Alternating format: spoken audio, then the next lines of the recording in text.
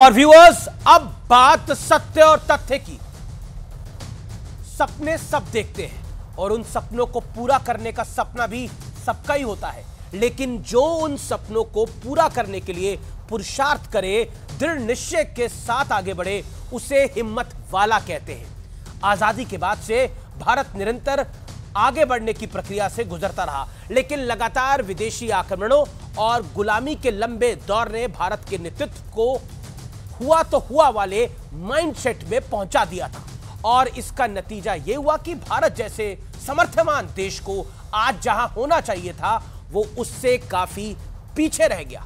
सियासत और सियासी गोल सेटिंग अपनी जगह है, लेकिन सत्य और तथ्य यह है कि देश के मौजूदा नेतृत्व ने एक नहीं बल्कि कई मौकों पर साबित किया है कि सिर्फ सपने देखने से काम नहीं चलता, उन्हें पूरा करने के लिए कड़ी मेहनत और मजबूत इच्छा शक्ति की आवश्यकता होती है।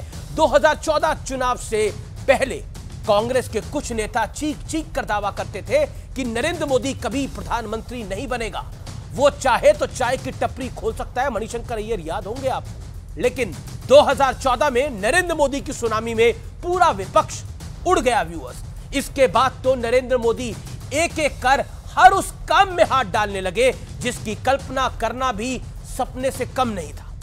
बीजेपी को छोड़कर शायद ही किसी राजनीतिक दल ने यह माना और ठाना था कि एक दिन अयोध्या में प्रभु श्री राम का भव्य मंदिर बनेगा। मंदिर का रास्ता भले ही कोर्ट से साफ हुआ, लेकिन पूरा देश जानता है कि इस मुद्दे को कोर्ट में लटकाने, अटकाने और भटकाने की कोशिश कब और कहां से हुई और किस पार्टी ने करी। अनुच्छेद 370 धारा 370 पर तमाम विपक्षी नेताओं का दावा था कि अगर इसे छुआ भी, हाथ भी लगाया तो देश में जलजला आ जाएगा। लेकिन बीजेपी का नारा था एक निशान, एक विधान और एक प्रधान।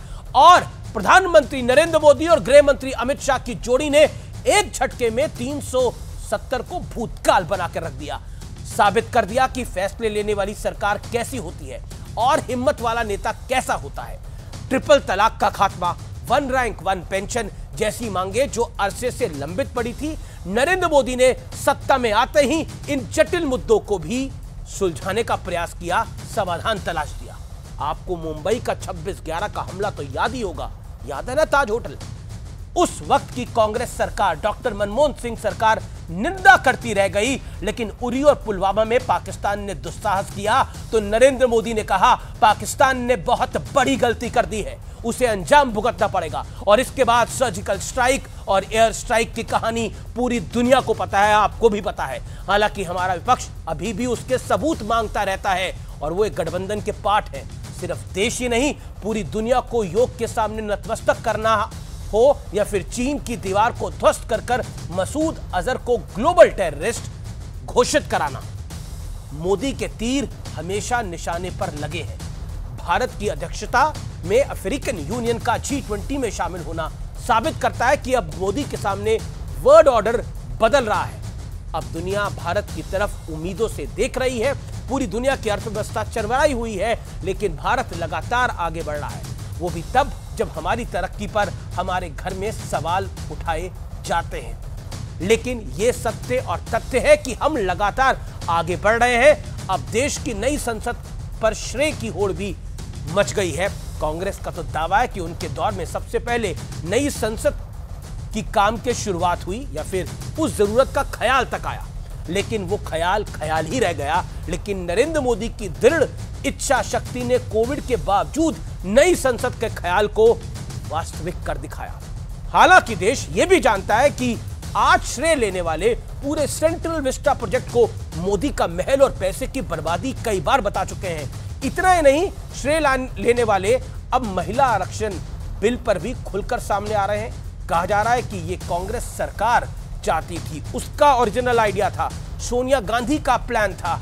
हालांकि ऐसे ही दावे जीएसटी, याद होगा, आधार, ओआरओपी को लेकर भी किए जाते हैं, लेकिन ये आइडिया सिर्फ आइडिया ही रहे, पूरे कब हुए ये पूरा भारत जानता है, आप भी जानते हैं। ठीक ऐसे ही मोदी सरकार ने अब महिला आरक्षण पर अपने कदम आगे बढ़ा दिए हैं। आज के सत्य और तथ्य का निष्कर्ष है कि सियासत तो होती रहेगी व्यूअर्स, लेकिन हमें रुकना नहीं है।